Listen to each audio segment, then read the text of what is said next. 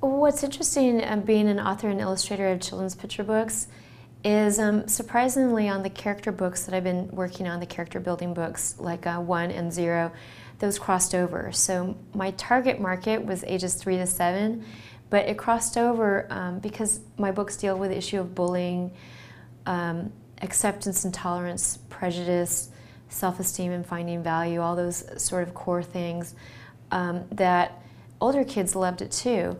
And because I worked so hard to boil the text down, like I said, to make it very minimal, the kids really got attracted to that, and adults as well. So I will read all the way from, ages 4 all the way up to 9th grade, and I've even done some high school sessions to talk about these issues, because those issues are something that are motivating and inspiring for schools to try to lead up, not just as students on an individual level, but communities are looking forward to, looking towards building that within their community, being more inspiring, motivating kids to realize that everyone counts and that we all can share in the process of being more accepting and tolerant towards others.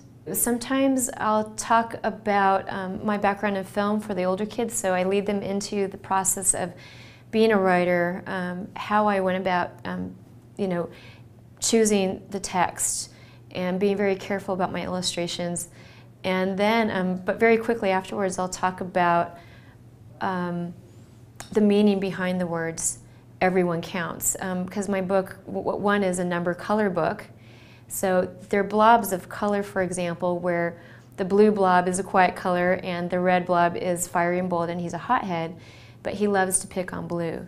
So all the colors actually represent emotions and personalities.